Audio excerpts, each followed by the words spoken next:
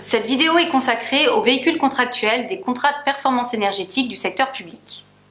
La recherche des formes contractuelles permettant la mise en œuvre d'un CPE s'est posée très tôt dans le secteur public, dans la mesure où les acheteurs publics ont joué un rôle à la fois moteur et précurseur dans le développement des CPE. Étant précisé qu'on entend par acheteur public toutes les personnes morales, de droit public comme de droit privé, soumises à la réglementation unifiée des marchés publics et issues de l'ordonnance du 23 juillet 2015. S'agissant des véhicules contractuels, il apparaît indispensable que ceux-ci permettent de confier au titulaire une mission globale. En effet, le titulaire d'un CPE n'acceptera de garantir une performance énergétique ambitieuse qu'à la condition d'être en mesure de maîtriser suffisamment différents éléments de mission. La réalisation d'interventions sur les équipements techniques et ou de travaux sur le bâti, mais également la conception de ces actions, ainsi que l'exploitation, la maintenance et le gros entretien-renouvellement dans la durée. Or, traditionnellement, le droit de la commande publique limite le recours aux contrats globaux. Parmi ces freins juridiques, on relève notamment le principe de la séparation des fonctions de maîtrise d'œuvre et d'entrepreneur, le principe d'allotissement, ainsi que l'interdiction des clauses de paiement différé pour les personnes publiques.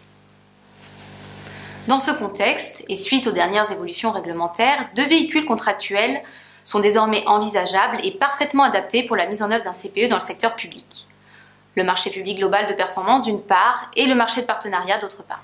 Les acheteurs publics ont d'abord la possibilité de conclure un marché public global de performance, initialement connu sous le nom de marché REM et marché CREM.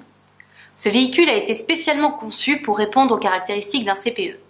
En effet, il permet de confier aux co-contractants soit la réalisation, l'exploitation ou la maintenance des prestations, soit la conception, réalisation, l'exploitation ou la maintenance des prestations. En outre, l'approche performantielle du marché global de performance exprime parfaitement la philosophie essentielle du CPE et de sa garantie de performance énergétique. Ainsi, un tel marché ne peut être conclu que pour la satisfaction d'objectifs chiffrés de performance, au premier rang desquels on retrouve la performance énergétique.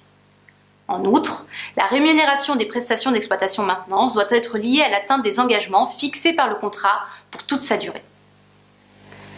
Les acheteurs publics ont ensuite la possibilité de conclure un marché de partenariat, lequel s'est substitué à l'ancien contrat de partenariat. Le marché de partenariat permet une prise en charge complète de l'opération par le titulaire, pouvant inclure, à la différence du marché global de performance, un transfert de la maîtrise d'ouvrage ainsi que le financement de l'opération, associé à une rémunération étalée sur la durée. Les conditions de recours au marché de partenariat sont toutefois assez contraignantes. Outre la réalisation d'une évaluation préalable et d'une étude de soutenabilité, l'acheteur public doit démontrer que le recours au marché de partenariat présente un bilan plus favorable que celui des autres modes de réalisation du projet. Enfin, la valeur du marché doit être supérieure à un seuil financier fixé spécialement à 2 millions d'euros hors taxes pour les CPE.